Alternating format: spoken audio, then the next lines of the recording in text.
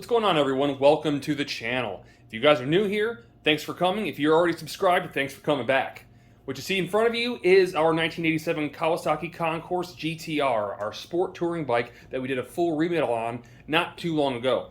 Now, the reason it's sitting in front of you, you'll probably remember if you saw the prior video, is that it had an oil leak at the bottom that I said I had fixed. We got rid of the oil leak in the back. Well, I didn't fix it. And apparently this is a #1 problem for these bikes, and it plagues these bikes because you can't really tell where it's coming from, and nobody really has any real good information as to the source of where this oil leak comes from. So upon further investigation, I figured out what I think is the problem, and I found the parts to replace the problem that aren't even addressed on Kawasaki's website. Now, what I'm going to do here is I am going to fix the bike. I'm going to show you the parts I use. I'm going to add a link below so you guys can fix your bike, and hopefully this will get you back on the road. Now, I didn't think an older bike like this would have as much traction as it did on the video, but apparently this is a pretty popular bike. So with that said, we're going to go ahead and move forward and keep some content going with this thing. Time to fix the bike. So right to start, I want to apologize if you guys hear a little bit of wind noise in the background. I got a big fan going because my AC just went down in the shop, so I got to have some sort of circulation. So again, I apologize if you can hear that or if that affects the quality and volume of this video. Moving forward, what we need to talk about is the actual oil leak. So what happens, and from my research, it's where your coolant attaches, your water pump right here. It has a weep hole like every car typically has, and usually when a car has a weep hole, coolant leaks from that weep hole when it has basically a bad water pump.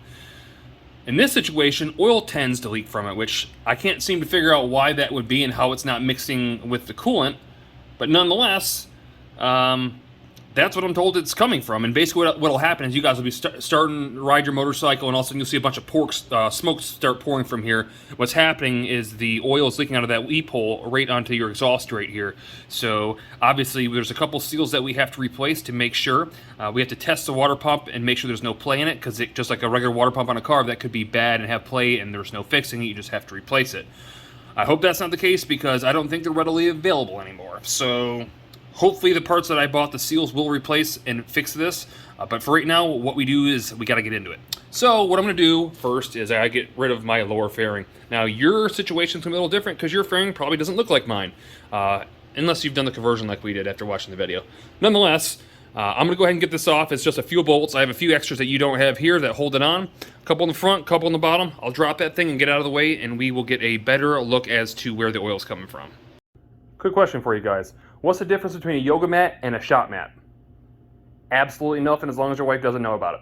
Moving forward, we got a little bit of oil, as you can see down here on the lower fairing, and we're going to get down and we are going to show you exactly where the oil is coming from down here.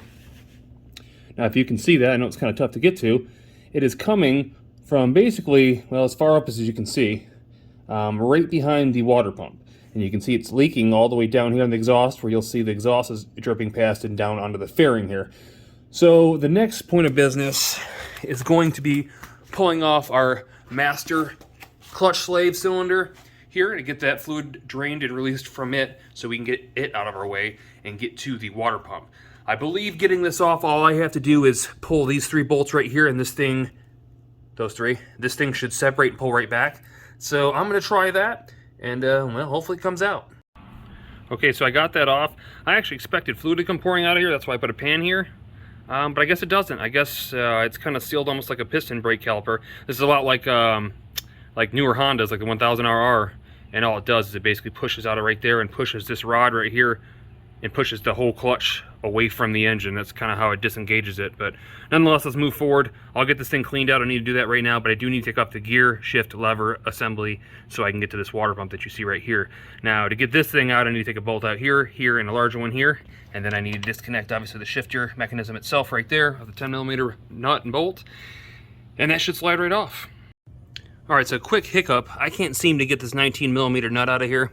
I couldn't, at least. So rather than disconnecting right here, you might be better off just popping off the circlip that's holding on the shifter right here and just sliding it out of the way, because everything else is kind of the only thing that needs removed. This really doesn't. So now I can get to that with an actual socket, and that should come off. So I'm going to try that now. Hopefully that thing will slide forward.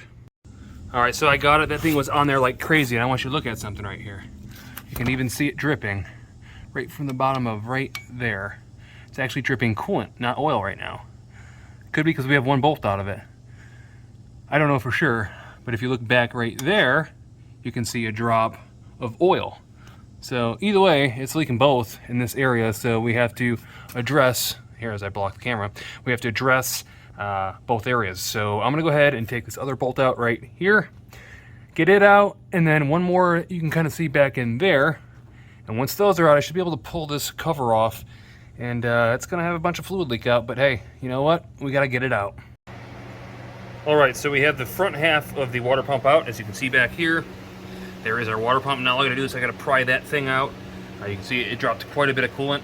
In fact, it didn't drop hardly any at first. It was really surprising. And then I pushed down on this tube just slightly right here, and it just gushed out. I don't know if it created a reaction or what, but there is quite a bit of fluid in there, so be careful. All right, I was going to pull that out, and then I come to the realization that if oil's leaking out of that, then oil's probably gonna pour out when I pull that off. Though the pan sits quite a bit lower, I don't want oil to pour out because I want it to be clean to see kind of where that oil is coming from, if possible. So I'm gonna go ahead and drain the oil real quick, and then I'll get the thing popped off and I'll show you what it looks like. Okay, so oil is now changed, and I found one more bolt that I have to take off. If you take off your primary tube right here, your coolant tube, you'll see it goes to the lower radiator. Get it out of your way. There's actually a secondary tube back here. It's this hole right here. There is a bolt that goes right here, which is now right there. So now I can wiggle this thing free. I'm gonna pry behind it and take it right out of there. All right, guys, so I got it out, and the way I got it out, I actually had to put a pry bar from the bottom side here. I'll use my finger at the top and wiggle it top to bottom as you pull it out. You can put all the pressure in the world you want on it with that pry bar from the bottom or whatever side, but it will not let you get it out, and you'll just end up ruining the case and the water pump. So make sure you wiggle it back and forth or up and down until it slides right out. You'll realize once it's broke free, it comes out so easy. So let's look at the part. Here is the part right here. And so here are the two parts that fail here. You have a seal right here, and you have an O-ring right here. Now, most of the time when an O-ring goes bad, you can kind of feel that it's below or equal to the surface of the metal, where this one actually protrudes, so I feel like this is not a fail. But I want to show you something. I want to show you the seal right here. If you'll notice, that seal is not inside the unit, if you can see that. I haven't done this yet, but I'm going to try to see if that comes out, because it feels like it's just wiggling on there. Yeah, look how loose that is. It was just sitting there. So if you look at the actual oil pump itself, if I can show you this, of course you're not going to be able to tell right here. The weep hole is right here. Kind of see it. And you can kind of see that oil is just flowing through it.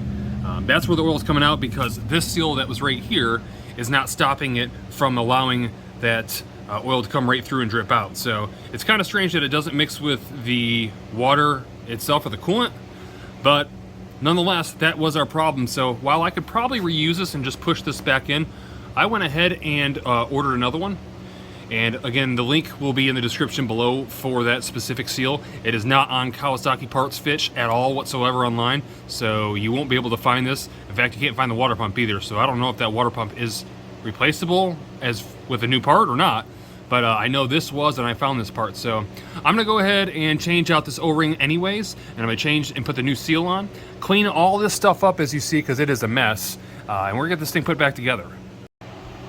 So just before I put the seal in and get everything cleaned up, I wanted to show you something. Well, again, here's the seal. There is your part number that you'll need. You wanna go ahead and make sure that the water pump's good too before you put it back in. So just like a car water pump, you kinda wanna look for play. Not left to right, but just kind of wobbly. If that thing's wobbling, it's no good. It should be nice and tight, and this thing should spin like you would expect it to. Nice and, not tight, but not loose.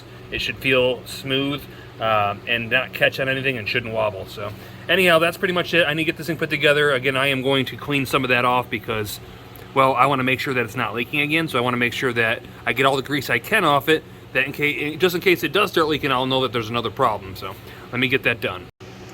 All right, so at this point, we're getting ready to put it back in. You want to go ahead and put a coat of oil around the O-ring that you see outside here. If you don't, you could potentially tear that O-ring. You don't want to do that, obviously, on the case. So I'm going to go put a little oil on that. We're going to slide this together. We're just going to basically reinstall everything the way we took it apart. After that, we'll move forward and get this thing running, and we'll check it. But let me go ahead and get this thing back together. Also, don't forget to put your oil back in. All right, so it's all put back together. Oil is in it. A couple things I'd like to point out to you guys real quick, just so you guys are familiar. Even after you clean this thing, you might still have a little bit of oil burn off. Don't be scared. That typically happens because there's oil seeped and soaked into the metal of your exhaust.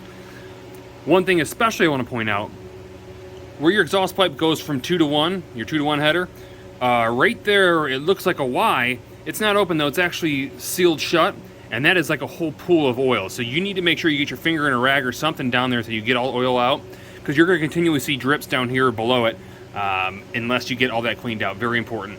So next thing you want to do before you can start this thing, you got to put coolant in it, obviously. So the coolant filler is right here. As you can see, I have the funnel sitting inside there.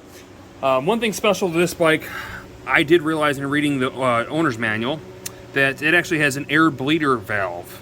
So I don't exactly know where that is. I know it's down in here somewhere. I think it's this screw right here. I'm pretty sure it is. It's a very short one, about maybe 10 millimeters long. You pull that out, and I think that's going to go ahead and let the air that's below the surface drain out. That'll help you in the overall bleeding of the system. So I'm going to go ahead, I'm going to throw the coolant in, and we're going to get this thing started.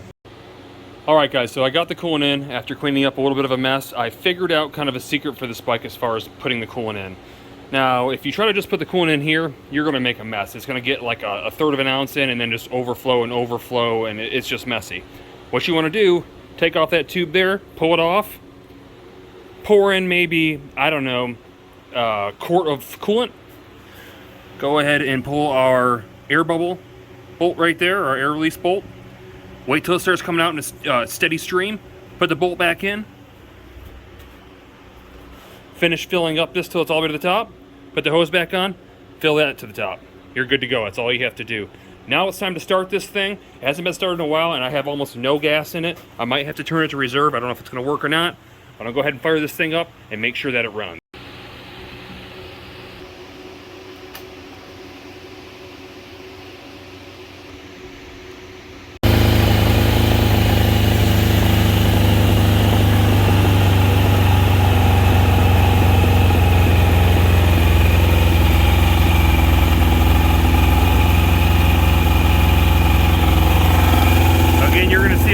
Coolant or oil burning off at first right here. That's totally normal.